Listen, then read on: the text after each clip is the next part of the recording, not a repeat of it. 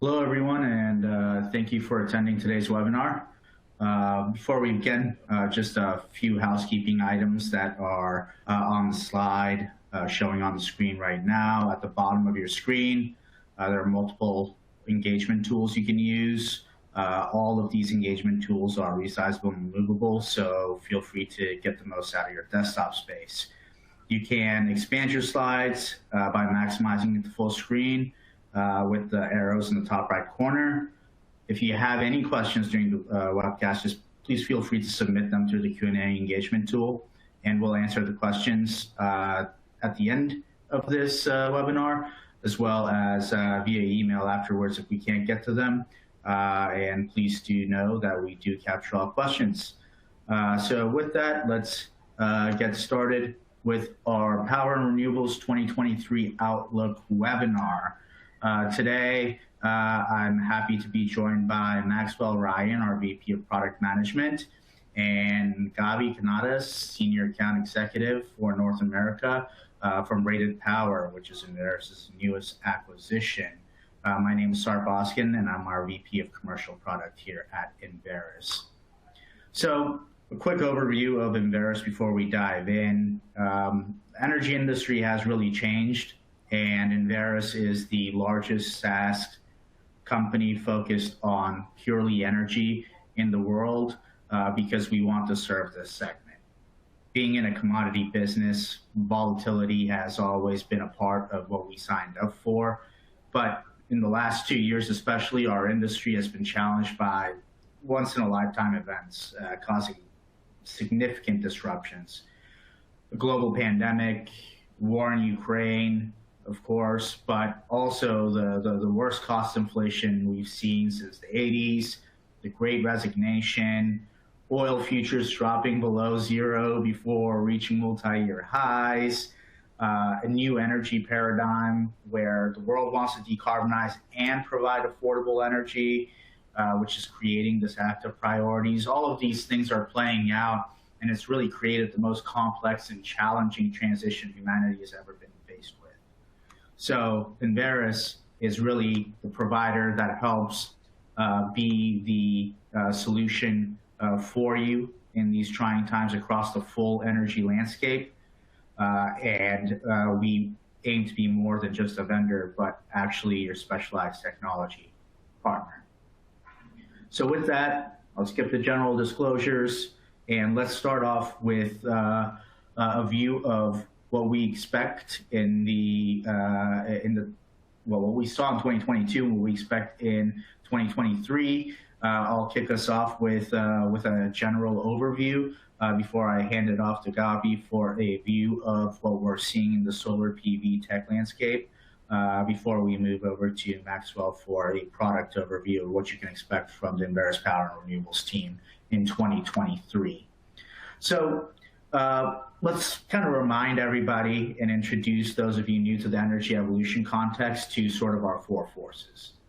To put the forces behind the evolution in context, we've created a framework understanding that it's really far from perfect, but in our framework, these four forces of the energy evolution can either be politically driven, investor driven, consumer driven, or microeconomics driven. The politically and consumer driven forces are based on an evolution of personal and societal values, whereas investor and microeconomics driven forces are an evolution of financial incentives. Sure, there are many things within the energy evolution context that will bleed across these quadrants, hence the dotted lines for the quadrants rather than the solid lines, but we believe that this is at least a helpful framework to understand the forces driving this energy evolution. Let's start to the left of the vertical axis there. Societal preferences are driving political and policy changes targeting climate objectives. For example, COP26 had brought with it a whole host of new pledges towards the objectives of the Paris Agreement. COP27 that just ended, not so much, but I digress there. Consumer preferences are at the forefront of the electrification. Consumer preferences are shifting to the use of electrons instead of heat. So, I can't think of a better example than the number of electric car commercials I saw in the last Super Bowl and ever since. Electric cars are actually the new cool now. So that's just a testament to the preference shifting for consumers. On the right-hand side of the axis are a couple of things that are propelled by government incentives and regulations, as well as the consumer interest that we mentioned. The technological advances, cost declines, policy all continue to make economics of renewable projects more competitive. So capital is flowing to clean energies from private investors with trillions of assets under management, and many of these investors have signed pledges or implemented investment and valuation frameworks that take into consideration climate change. So it's key to understand then how all of these different factors are impacting the evolution, and we can continue to look at tracking these in detail. So looking at consumers and their shifting preferences, we can see that the electrification is well underway in all end-use consumer demand choices. Increased adoption of electric cars, use of electricity in industrial processes, and commercial and residential heating, all the way to the electrification of the oil field is well underway. In essence, consumer preferences are shifting towards electrons as a source of energy versus heat, and the two Sankey diagrams that you see on this on the screen right now show that electricity consumption will grow by 50% from 2020 to 2040 under just the announced pledges scenario from COP26. So keep in mind that there needs to be, for there to be a scenario where we reach a sub 2 degree heating or 1.5 degrees centigrade heating scenario, we need to be even more ambitious than this. It's also useful to look at this diagram and see that the mix of electricity generation will change as well. So a lot more renewables are going to be the source of our electricity. Investors are another major force. They're taking cues from policy and consumers to push businesses that they own to reduce emissions and accelerate this energy evolution. As an example, beginning of 2020, Larry Fink from BlackRock, which is the world's largest asset manager, of course, sent a letter to CEOs pledging that they will exit investments that present a high sustainability-related risk and really targeted fossil fuel producers with it. Initiatives like the Climate Action 100 Plus have the same mission and carry very, very similar messages. Climate Action 100 Plus actually has 700 investors that are signatories with 68 trillion of assets under management, including BlackRock that we mentioned before. They're working actually with 165 companies that account for 80% of corporate emissions to further those initiatives. Moreover, on the right-hand side of the slide there, you see the amount of green debt has and continues to grow at a very rapid pace. The growing share of corporate debt issued is another sign that it's not just governments, but investors too who are the driving force of this energy evolution. Now let's take a look at some of the political climate goals. Most climate goals focus on 1.5 degrees centigrade or 2 degrees centigrade warming pathways that require very extreme shifts in the energy mix to achieve. In our recent analysis, we modeled a less challenging 2.5 degrees centigrade pathway, but even this scenario requires an enormous amount of coordinated global capital, policy, and natural resources, which we view as highly improbable in today's world.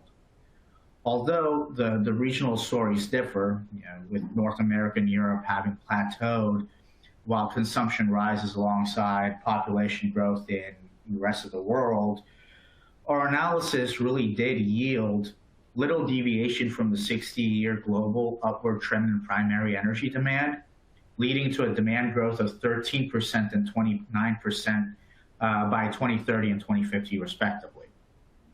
So a model constrained by rising energy demand required to meet a 2.5 degree centigrade global warming trajectory still implies a 14x growth in carbon neutral energy technologies compared to the pre-pandemic 2019 levels of demand.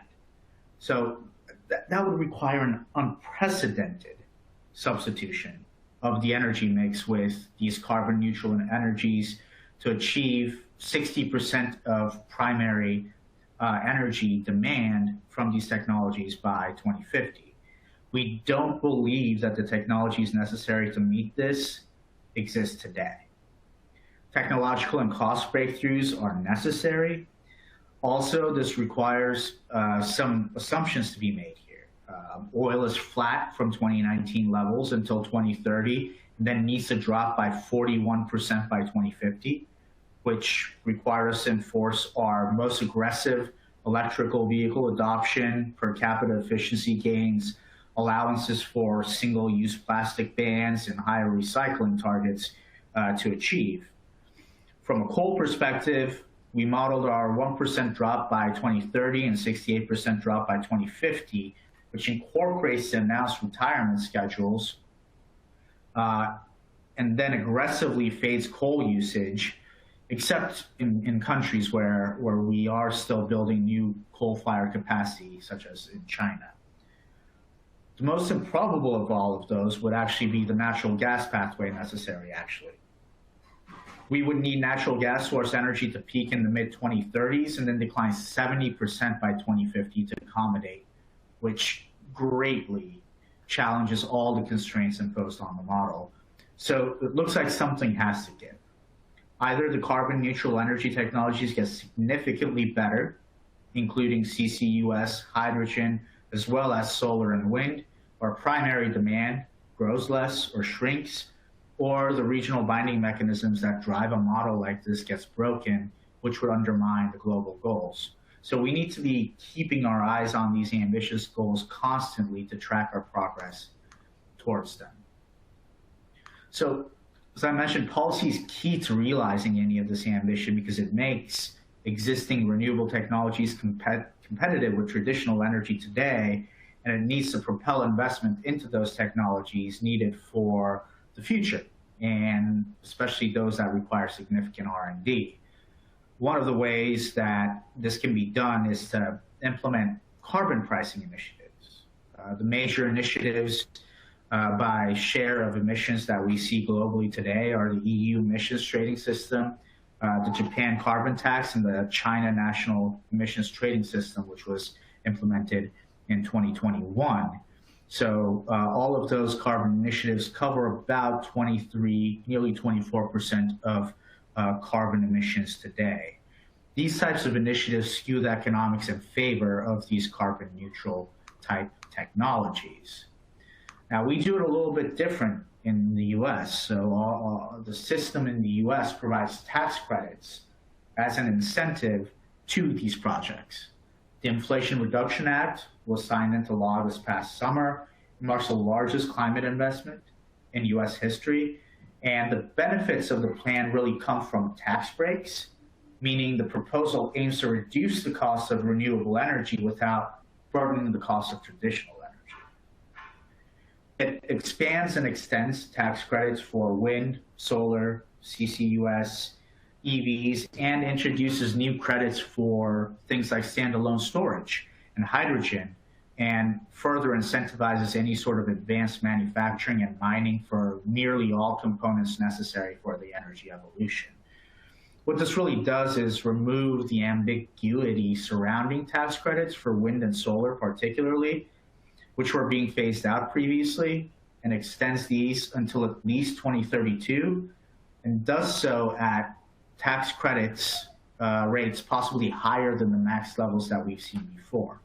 So there are two other things that are critical but quite key, clerical but quite key, I should say. One of them is that the tax credits have now become transferable for cash.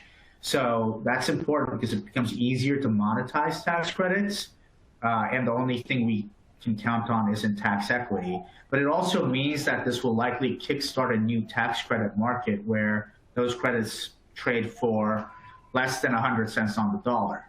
How much lower? That remains to be seen, and it's worth noting that we don't see the tax equity markets going away anytime soon either. Second, and more importantly, from a power pricing perspective, for the future, solar projects can now choose the PTC in lieu of the ITC. Of course, that's the mechanism that allows wind projects to bid negative into power markets. The majority of solar projects are expected to take the PTC now as well, which will fundamentally impact the generation stack for power moving forward. And let's look at a little bit of what this means for the economics of some of those technologies. The economics impacts are really marked. These charts really show just how much of an impact the IRA has on lowering the LCOE of an average size wind or solar project in different markets on average. So wind project LCOEs are down as much as 60% as they have been phasing out for a longer period of time. Solar LCOEs are down as much as 30%, thanks particularly to the ability to claim that PTC in lieu of the ITC, paired with the full rates and any sort of kickers that you might get. Of course, these estimates assume that the project would apply for all multipliers and kickers, which not all will, but it's a good indication of how much more attractive a project might be. So moving on, let's kind of take a look at the interconnection queue right now. The interconnection queue will certainly be impacted by the IRA. We've also already seen an unprecedented growth in the queue filings from the mid-2010s to today, as seen in this chart here. And the 2022 queue does not have CAISO numbers in it yet, so that's going to be a much higher number as well. CAISO has not released the last cluster. The last cluster was released in April 2021, so that's not in this interconnection queue. Additionally, if we look at sort of the non-CAISO ISO queues, largest growth in the queue was in MISO, still growing from its previous historic highs in 2021. PJM took the largest dip in terms of additions to or filings from 2021, largely because they froze new applications in a bid to study the impacts of renewables on the grid and to unlock the queue by moving delayed projects that are ready to go forward faster instead of focusing on new projects. Understanding how long projects queue before they come online is key as well. So just looking at what began operations in 2022, it's clear to see that a bulk of the projects queued for more than 2 years, and in some cases, 4+ years before they began operations. A lot of the projects that start queuing, thanks to the economic uplifts from the IRA, will largely not make it into operation in a similar or even longer time frame, given that the queues will realize additional interest now with higher economic potential. So the projects that have already queued and are poised to start construction will be able to benefit from the IRA, given that they are able to fulfill sort of those necessary multipliers to get the full credits, and they may even qualify for some of those additional bonus adders. When we look at the percentage of projects that went into the queue since 2007 and actually made it into operations, it kind of is a grim picture. A lot of projects are suspended. In fact, roughly 70% of the queue in terms of capacity ends up being suspended eventually. So many projects are scrapped, particularly in the interconnection agreement phase, which means that a lot of the yellow that you see on this chart here are currently in the most critical phase of their decision to go ahead or not.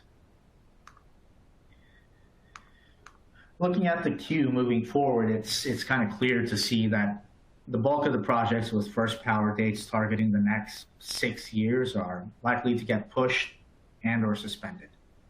It's much more capacity than we can connect to the grid or need. It's also worth pointing out that outside of solar, battery projects dominate the queue. These battery projects are going to be very impactful for grid operations and power pricing moving forward.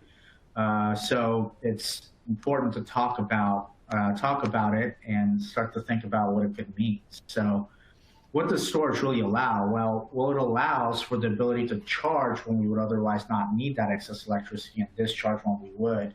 Sure. But it's the type of arbitrage that we think about when we think about battery storage economics. Well, one thing to note about that is it is a vicious cycle.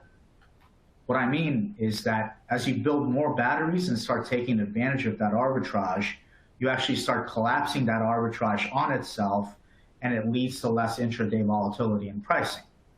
So that's going to be something to watch in the coming years, but not necessarily imminent in power market pricing right away.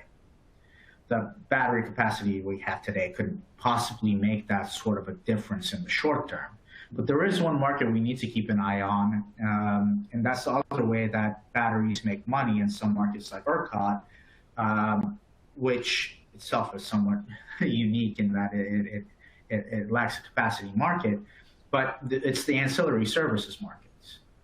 In the ERCOT market, the uniqueness is going to lead to something interesting over the next year or so.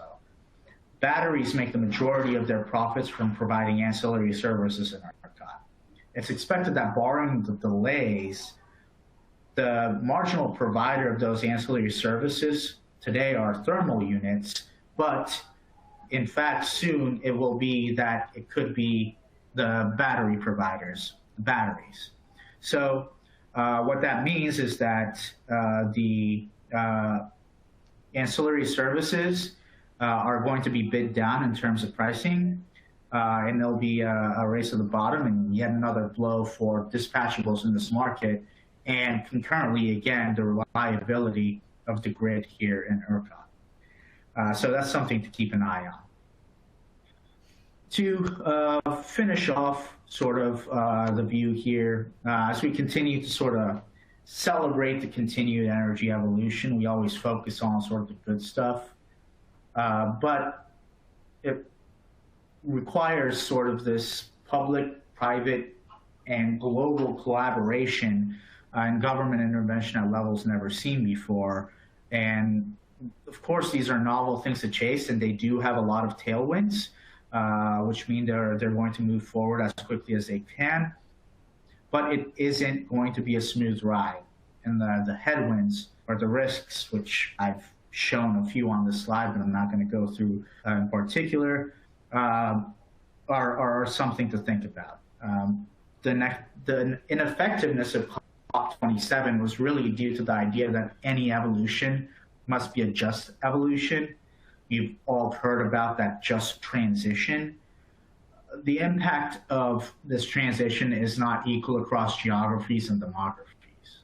So these need to be carefully watched and will cause the idea of a transition to be more of an evolution, because it needs to be dynamic along a winding path that's going to be full of potholes that are going to pose challenges as well as create opportunities along the way.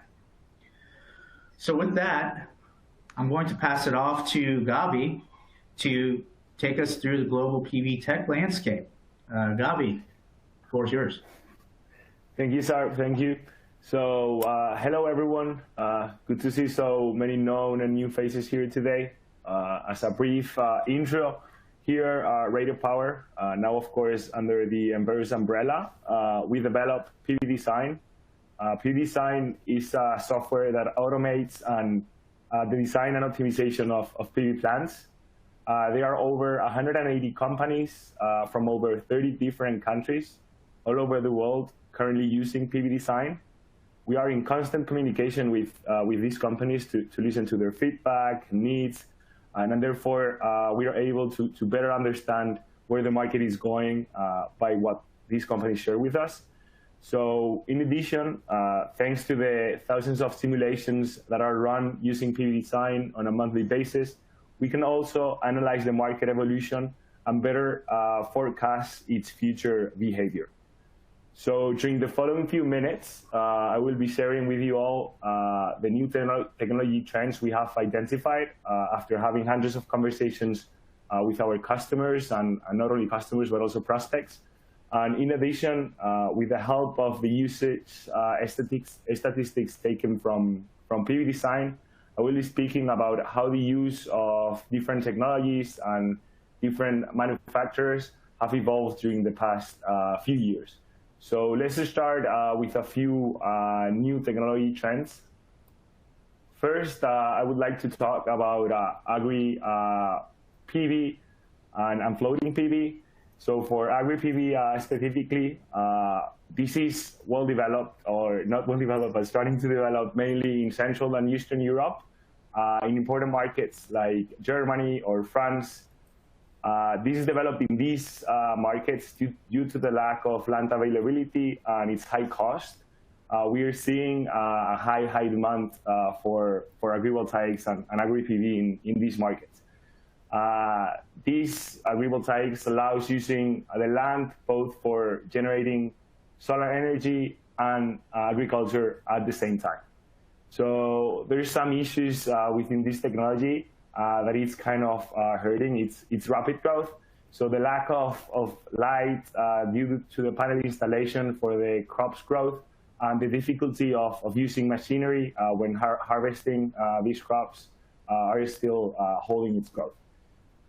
With regards to floating PV, again, the lack of and high cost of land, mainly in Europe, incentivizes the use of this technology. Also, other regions like Asia with abundant bodies of water are pushing this technology forward. Again, the high cost of the maintenance of these type of projects and the lack of project tracking that proves the higher productivity that these projects are supposed to yield are holding its growth. Next, let's go into storage. I know Sarp mentioned a lot about these, but just to mention briefly again, while agri and floating PV are mainly concentrated in Europe, storage solutions are becoming to be global. So battery storage energy system projects not only give stability to the grid, but also due to the variability of renewables generation, they are needed to secure a greener future, especially in isolated areas like islands, like the African continent or even Australia. So although we are seeing a rapid growth in the investment in these type of projects, the still high cost of this technology, it's blocking its general adoption. With battery storage integration, there are many new questions that are coming along the way and new complexities. We are seeing how sub-hourly energy production or clipping is gaining importance in order to allow to a more accurate dispatch strategy. In addition, DC coupled projects are gaining traction, while AC coupled storage typically further developed. This is still in high demand. Next, digitalization. So in a rising competitive landscape like we are living right now, being able to reduce costs and increase efficiencies through automation and digital solutions becomes crucial to be able to succeed.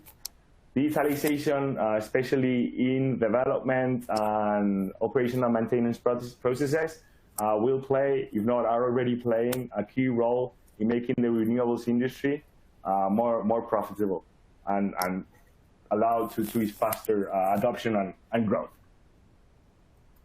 To continue, after analyzing internally over 50,000 simulations run with PV design during 2021 and nearly 90 simulations during 2022, we can have a close idea on the industry technology trends and where these are going. So following now, we will be looking at PV modules, inverters, and solar racking system trends and how these have evolved in the past few years. So to start with, as we can see here, the usage of bifacial modules, both worldwide and specifically in the US, has exponentially grown during the past few years. Currently, the use of bifacial modules accounts for nearly 80% of the simulations globally and over 90% in the US. If we look into the main manufacturers that are used, we can see that Jinko, Trina, and Longi are the clear winners, both globally and in the US, and they've stayed in the same positions as previous years. An interesting fact would be that the fourth most used brand here in the US is First Solar.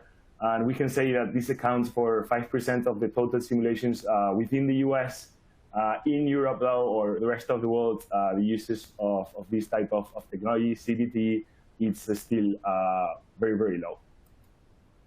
Then let's analyze the inverters. So worldwide, around 50% of the simulations are started using central inverters, and the other 50, of course, using string inverters. In the US, central inverters win by large, accounting for around 80% of the simulation, depending on the quarter. This is explained really by the bigger average size of the projects in the US being around 50% larger than in the rest of the world. For manufacturers, the main players have remained fairly stable as the most used during 2021 and 2022. So curious is the case of Huawei, highly used globally with second position, but with a very little use in the US, probably due to the bans imposed by the Commerce Department in 2019, not only in inverters, but in any Huawei hardware. Moving next, let's analyze racking systems. So just like it happens with central inverters, in the US, the majority of projects use trackers instead of using fixed tilt. So we can see in Europe this stands more or less around 50%, depending on the quarter, a little bit above. And we also see a use of east-west structures that it's commonly used in high latitude locations, like northern countries in Europe, Australia, and so on, while in US it's barely used. So how do we explain the usage of trackers being larger in the US than in the rest of the world? This is probably, again, because of the land availability that the US has, although we're seeing how this trend is lowering, and we're seeing more and more complex terrains and topographies where solar projects are to be built. Still, in the US, it's easier to install a central inverter, which normally works, again, better for bigger or larger projects, and it's easier to maintain. So when looking into the most used racking brands, we can clearly see the preferences in the US as US built or US manufactured products, which normally bring along different tax incentives. So as we can see, there are different trends coming. We do expect these different trends to keep on growing and to be, and hopefully to grow into other locations like the US, but we'll see. So now, without further ado, Maxwell, the floor is yours. Thanks, Gabi. Really interesting to see some of those trends coming out of the PV design simulation and the software. So thanks for sharing that. Hello all, my name is Maxwell Ryan. I'm Vice President of Product Management at Enverus and focused on the Power and Renewables business unit. Today we're going to cover a few strategic initiatives we are currently working on, in addition to some exciting new products we'll be bringing to market in 2023.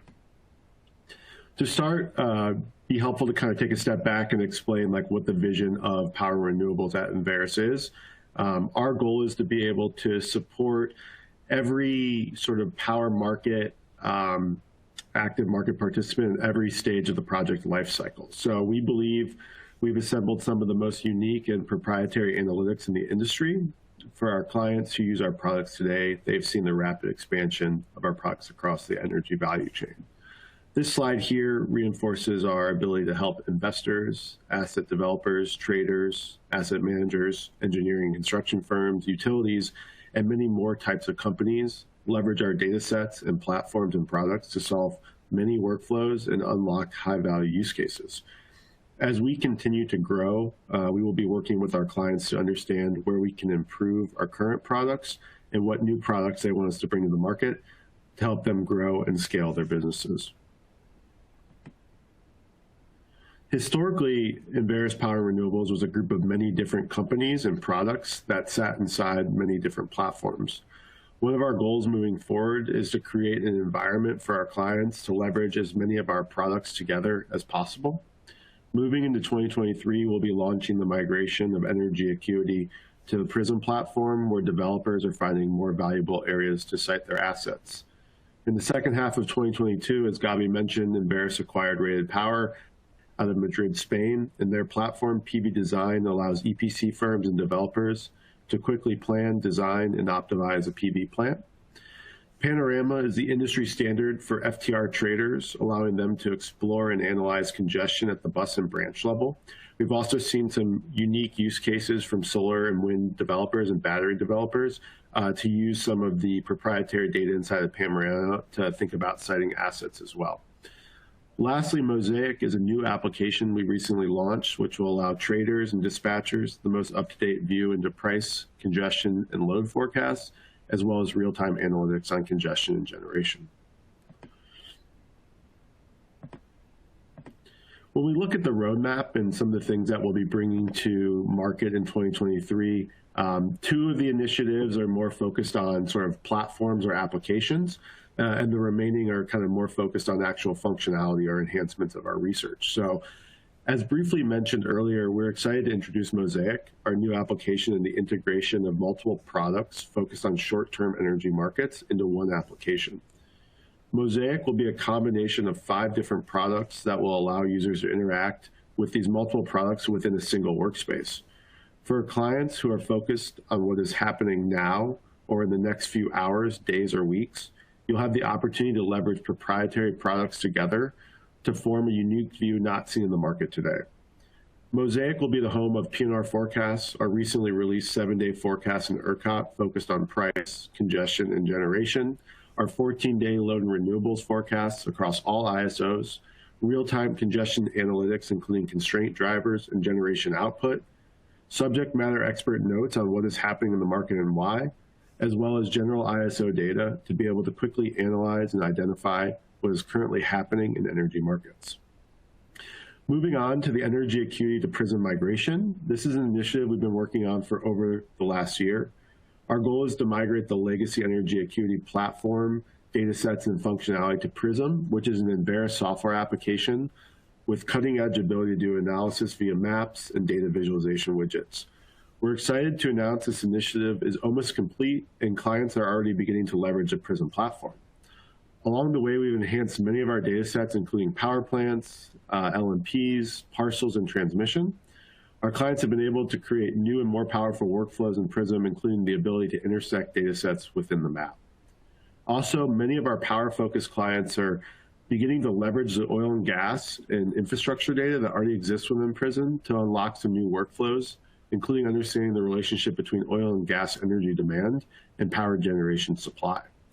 Within Prism, our clients now can interact with data tables, analytics, and maps in one shared workspace, creating an increase in functionality from the legacy products. Next up is enhanced research capabilities. Our research and data science teams have been hard at work finding creative ways to capture more data sets and to extract proprietary analytics and trends from the billions of data points our businesses have sourced over the previous 20 years. In 2023, you will see us introduce a proprietary transmission layer, which will include planned transmission infrastructure, a proprietary ISO queue prediction model looking at what is the likelihood that different queue positions will ever be built, an enhanced project timeline through data science models using satellite imagery to track project life cycles, and the introduction of tracking projects from utility interconnection queues. Switching to forecasting. Forecasting, as mentioned before, we recently released a 7-day price, congestion, and generation forecast in ERCOT. This forecast has been a major success with clients quickly adopting it into their current work streams to support trading and battery optimization. In 2023, forecasting will continue to be a focus for our team, and we expect to expand our forecasting capabilities and abilities. We'll be looking at opportunities to expand our 7-day forecast into other power markets, as well as expand the time horizon of this forecast to be significantly longer to support our clients in trading, asset management, and project development. Up next, we have customized buildable acres. After the successful rollout of our nationwide buildable acre layer, where we were able to identify how slope, wetlands, floodplains, and tree coverage impact the suitable land for over 150 million parcels across the United States, we will be launching a customizable buildable acreage product in 2023. This will allow our clients to identify and filter exclusion layers not only on open source data sets, but also Enverus proprietary data sets within Prism. This will allow our clients to maximize their efforts when doing analysis on the potential siting opportunities across the United States. Lastly, I have two exciting items which highlight the value of the Prism platform. Inside of Prism, Fusion Connect allows clients to upload their own proprietary data sets into the platform for analysis, both geospatially and via data visualization widgets. Our clients can then leverage the Prism collaboration capabilities for easy information sharing across teams and companies. We have already seen clients leveraging the proprietary data, for example, uploading outputs from injection studies in conjunction with Enverus proprietary data to better understand potential areas to interconnect proposed projects. Fusion Connect is a differentiator for our clients and brings together their proprietary data with ours to provide the most unique view into energy markets. Next, we have Direct Access, which is a suite of products that are designed to seamlessly deliver our world-class data offerings directly to you in the format that you require for your data-driven strategy. This can be through Excel tools, an Excel plugin, geodata services and GIS tools, which allow you to stream data and layers directly into your GIS environment of choice, Developer API, which allows our clients to programmatically access their data via REST API, and BI Connect, which enables a direct link of Prism data to any third-party business intelligence software with a SQL backend. This is just a snapshot of the many initiatives our team is working on. I want to give a shout out to our talented engineers, data scientists, and research teams who have been integral in the success of the business and our ability to quickly bring new platforms and products to the market. With that, I would like to thank you all for your time today and open it up for Q&A for the team with any questions that you may have. Thanks, Maxwell. I'm going to kick off with a couple of the questions that have already come in and go from there. So, Gabi, we have a question here regarding sort of the comments around the size of projects and particularly asking about what is the average size of solar projects in the U.S. versus the rest of the world that we've been seeing with our simulations and rated power.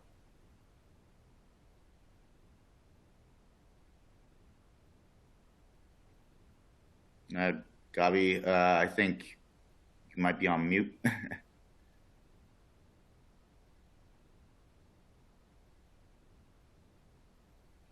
While Gabi comes off of mute, I'll answer one of the other questions here. The other questions around sort of the saturation of batteries. When do we think that battery installations will slow? Really, it certainly depends on the market. The markets where we have a larger penetration of renewables into the energy mix, of course, are more prime for battery installations today.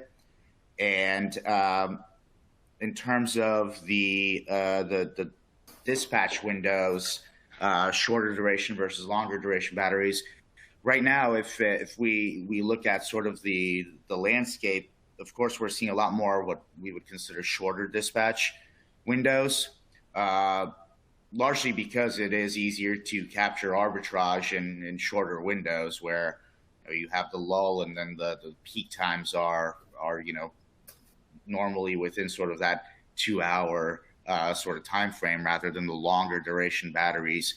But as we move forward, a lot of the longer duration batteries will serve more as a reliability style investment, which will have to be incentivized in some way other than just the arbitrage opportunity that they capture. I think, Gabi, we got you back with sound. So yeah. Can you hear me now? Yep, we can hear you.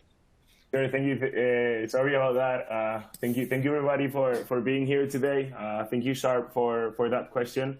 So yeah, we've seen how we've analyzed the evolution of the size of projects, not only specifically in the US. We actually have this data for all of the countries we're currently working on, so over 30 countries. But specifically, since the question came comparing this global average size of projects compared to the US, I have data here from Q1 2020 up to Q4 2022, so up until mid-November, more or less. So we've seen how the average size of these projects has evolved or grown to a bigger size, both globally and in the US. So globally, since 2020 Q1, the average project was below 100 megawatts, so roughly 98 megawatts AC.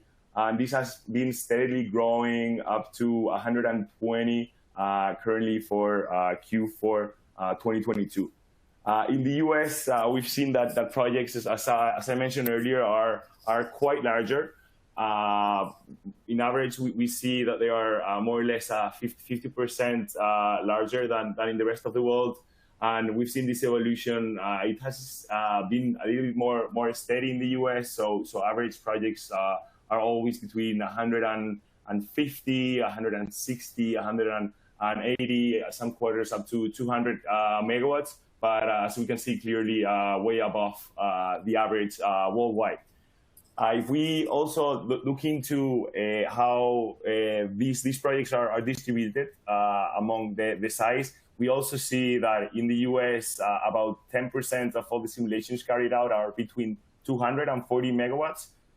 This is a very big number. While in worldwide, we see how there are more kind of smaller projects between 5 and 10, or even 2 and 5 megawatts AC. Up to 20% are between these 2 and 10 megawatts. So that's just a few facts. If you would like more detail into any of these, please let us know, and we'll try to get that information for you. Thanks, Gabi. Thank you. So got a few more questions here. One of them's around the IRA and tax credits, asking if they can only be monetized through tax equity investors. The answer is actually no. With the IRA now, we have created this opportunity to be able to sell tax credits for cash in the United States. So now there will be a market in which those tax credits can be monetized outside of the tax equity investor. However, we do see that that market will likely yield something where those tax credits are sold for less than 100 cents on the dollar.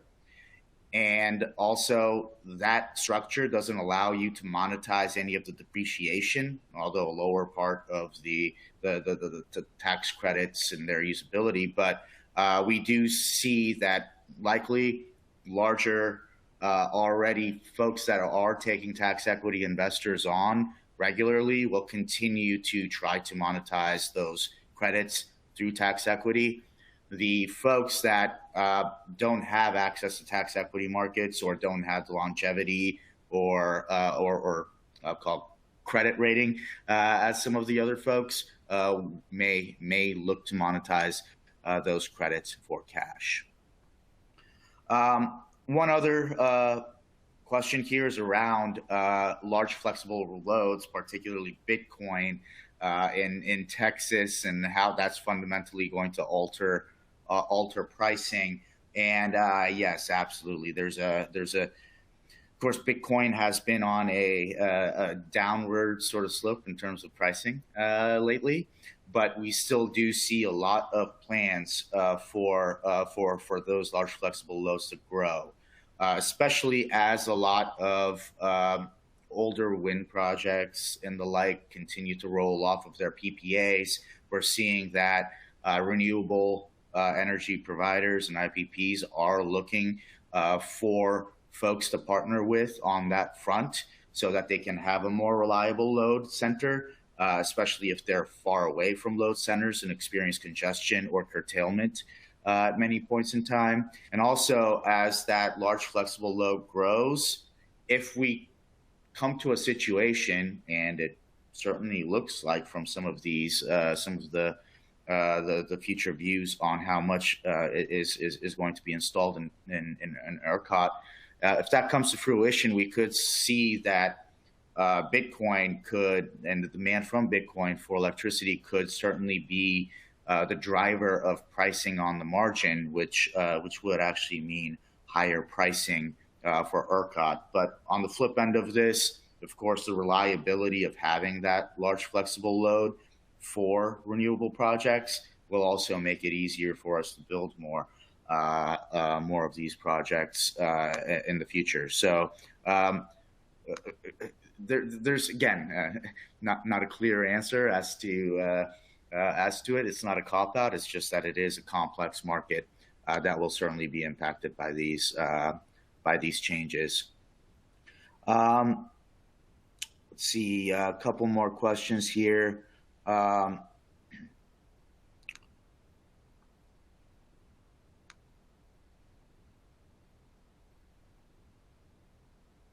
Do we track renewable projects outside of deregulated markets? Yes, we track renewable projects and, well, any kind of power projects in all markets in North America.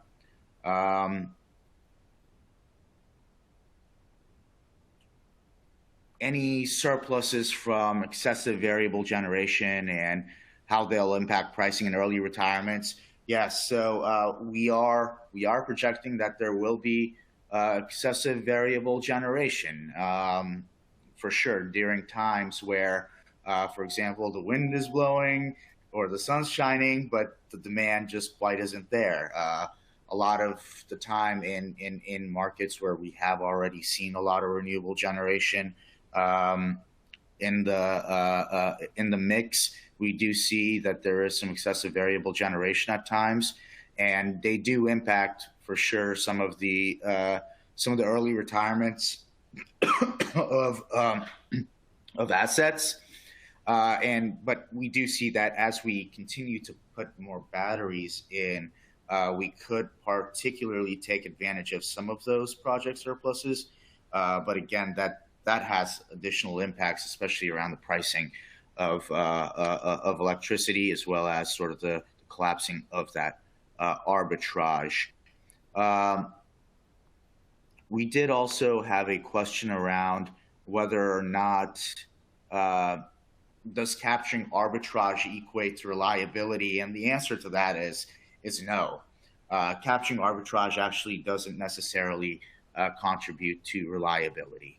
What I mean by that is, sure, we could make the price curve, especially the duck curve that everybody talks about, flatter with sort of the capturing of the arbitrage in larger quantities through storage, but that does not equate to reliability. Reliability really lives and dies on sort of the peak times and peak days, and if we don't have the ability to be able to have the dispatchables there or any sort of dispatchable technology there at those peak times, then you don't have that reliability that you really need, causing blackouts and things like that. So storage will play a part in reliability, but it's not the solution, especially when you're chasing arbitrage, and especially as we could see situations in which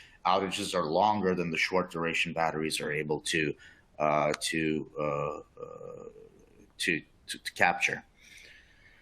So got a couple more questions here. Any opinions on green hydrogen developments in the U.S.?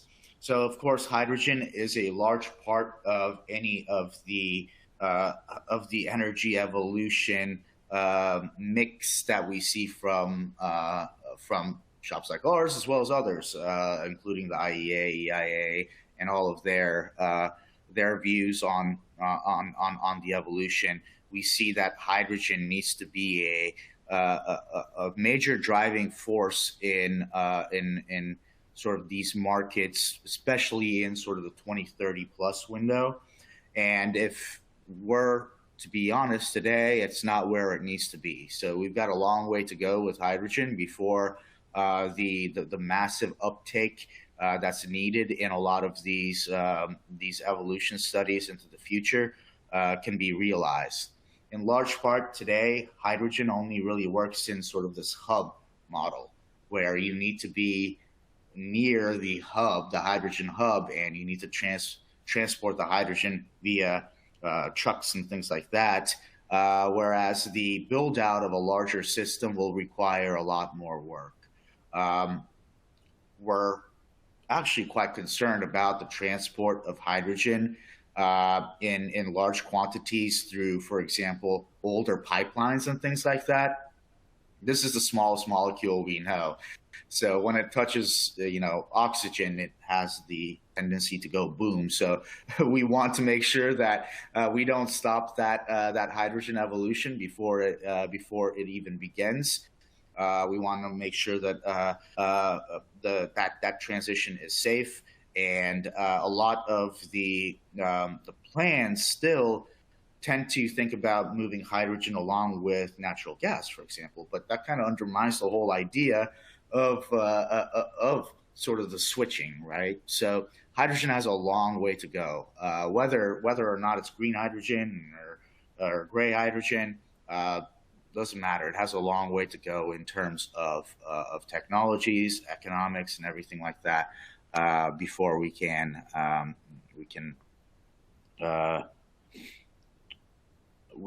do it at scale. So a couple more questions here.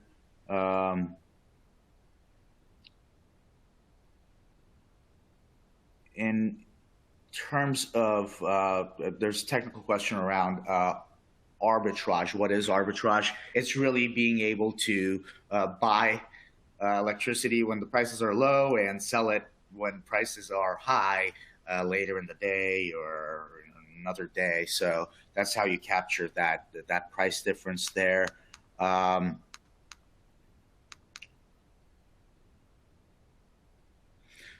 There's a question around some of the ROIs in solar projects. So what we've really seen is solar and wind projects really in the United States have largely chased high single, low double-digit returns, and that really is for smaller megawatt projects even more challenged, particularly because you don't get that scale that allows you to have lower costs on higher megawatts as you build a bigger project. But with the new IRA and the higher tax credits that you're able to get, especially if you're able to meet some of those demands of getting to a higher PTC or ITC, as well as being in sort of those energy communities and things like that, those economics do look a little bit better now thanks to the IRA. So again, largely most of the ROI comes from being able to monetize the tax credits realistically. So it really depends on that for sure. Let's see, I'll take one more question before we wrap up here, and then